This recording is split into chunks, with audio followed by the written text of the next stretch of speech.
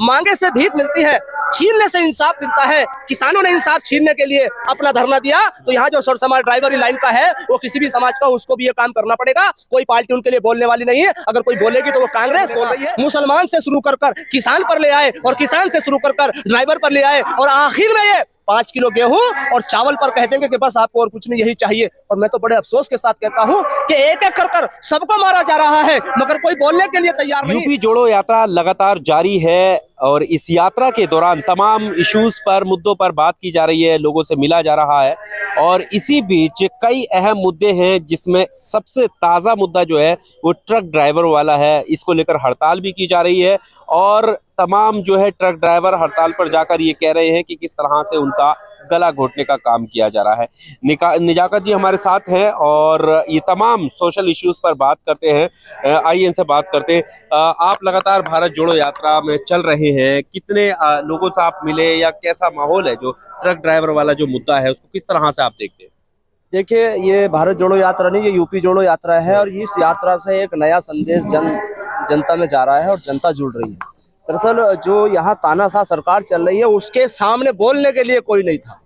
अगर बोलने के लिए कोई आया है तो वो राहुल जी आए हैं, कांग्रेस आई है। और यूपी में उसके प्रदेश अध्यक्ष अजय राय जी अपने घर से निकले हैं। इस समाज को, इस देश की जनता को जो डरी हुई थी, घर में सहमी हुई थी और जो नेता नहीं आ रहे थे इनकी लड़ाई लड़ने के लिए, अजय राय जी ने सबको जगाने का काम किया है।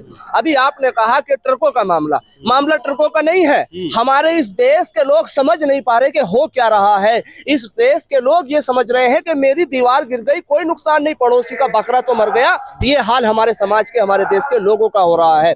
कल एनआरसी जब लगी थी तो एक समाज खुश हुआ था और एक परेशान हुआ था। उसके बाद किसान को लिया। किसान तो इसी जिले के अंदर एक एमपी जो हुआ करते हैं, उसके बेटे ने 4 किसानों पर गाड़ी चढ़ाकर उसकी हत्या कर दी गई थी और उसको ना मंत्री पद से हटाया गया, ना उनको मुआवजा दिया गया। मेरे भाइयों, दूसरी तरफ आज ट्रकों की हड़ताल हुई है, ट्रक वालों की नहीं हुई। अगर कोई ये सोचता है ट्रक वालों की और बस वालों की, ड्राइवर समझने की बात है। ड्राइवर, इसका लॉजिक क्या है? उन्होंने 10 लाख का जुर्माना लगाया है। क्यों लगाया है? कि जब इसमें कल को रपड़ा होएगा, जेल में जाने से सब डरेंगे, तो ये आपसी समझौता करेंगे और जब आपसी समझौता करेंगे, वो जो बीमा कंपनी होती है उनको फिर दुर्घटना बीमा नहीं देना पड़ेगा।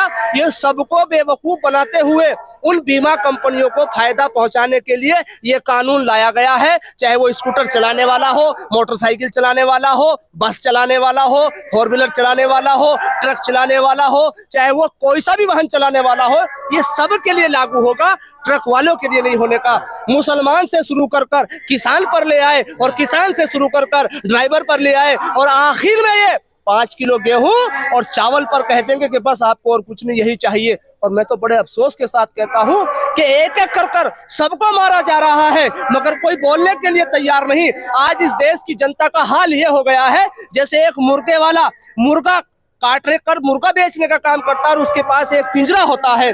उस पिंजरे में एक मुर्गे को वो निकालता है, जब वो हाथ डालता है तो सारे मुर्गे फड़फड़ाते हैं, मगर जो उसके हाथ में आ जाता है उसको निकाल कर हलाल करता है और काट देता है। तो जो उसके अंदर होते हैं वो सोचते हैं कि हम बच गए, मगर उनको ये पता नहीं होता कि शाम तक तुम्हारा भी नंबर आ जाएगा। वही दुकान वाला हाल, वही मुर्गा वाला हाल इस देश की जनता का हो रहा है। मुसलमान से शुरू कर मैं फिर दोबारा कह रहा हूँ, किसान पर लाए वो, चलो वहां तो मुसलमानों का मामला था, किसान तो हिंदू मुसलमान सिख ईसाई सब होते हैं। वहां इन्होंने किसानों की जमीन को टाटा, अडानी और अंबानी को देने का काम कर रहे थे। वो तो अच्छा हुआ कि मेरे किसान सारी बातों को भूलकर सड़कों पर उतरे। अब इन्होंने ये कानून लाया है और ये कानून सिर्फ और सिर्फ सारे कानून उद्योगपतियों को फायदा पहुंचाने के लिए है, ना किसी हिंदू को, ना किसी मुसलमान को, ना किसी सिख को, ना किसी ईसाई को फायदा पहुंचाने के लिए नहीं है। हाँ, पर ये जिस तरह से किसानों के लिए कानून लाया तो 13 महीने किसानों को दिल्ली के बॉर्डर पर बैठना पड़ा, उसके बाद जाकर कहीं प्रधानमंत्री तक उनकी आवाज पहुंची।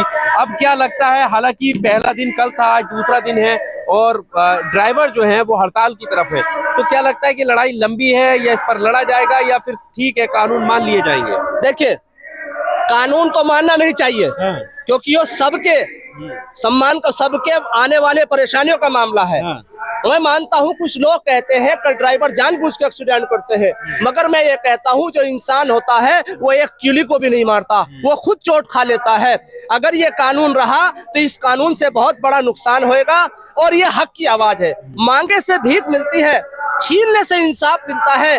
किसानों ने इंसाफ छीनने के लिए अपना धरना दिया, तो यहाँ जो सर समाज ड्राइवरी लाइन का है वो किसी भी समाज का, उसको भी ये काम करना पड़ेगा। कोई पार्टी उनके लिए बोलने वाली नहीं है। अगर कोई बोलेगी तो वो कांग्रेस बोल रही है। कल भी हमारे प्रदेश अध्यक्ष जी ने कहा है और आज भी कहा है, और प्रदेश अध्यक्ष जी कह रहे हैं कि हम अगर बड़ा आंदोलन भी करना पड़ा तो हम करेंगे, क्योंकि कांग्रेस पार्टी ना हिंदू की है, ना मुसलमान की, ना सिख की, ना ईसाई की। कांग्रेस पार्टी हिंदुस्तान की है। कांग्रेस पार्टी ही सबका भला चाहती है। कांग्रेस पार्टी सभी धर्मों का, सभी जातियों का, सभी इंसानों का सम्मान करती है। कांग्रेस ही पार्टी देश को खुशहाली की ओर ले जाती है। सारे लोग पेट की बात करते हैं और कांग्रेस पार्टी देश की बात करती है, बाकी कोई और देश की बात नहीं करता है। पर जिस तरीके से आप कह रहे हैं कि हम लोग मुद्दा उठाएंगे, तो सबसे बड़ा सवाल तो यही है कि किसान आंदोलन में भी या बाकी आंदोलन जब भी हुए तो कहते हैं कि बरगलाने का काम करते हैं, ये जो है भटकाने का काम करते हैं, फिर आप पर ये आरोप लगेंगे। देखिए, उनका काम है आरोप लगाना। जनता नादान नहीं है।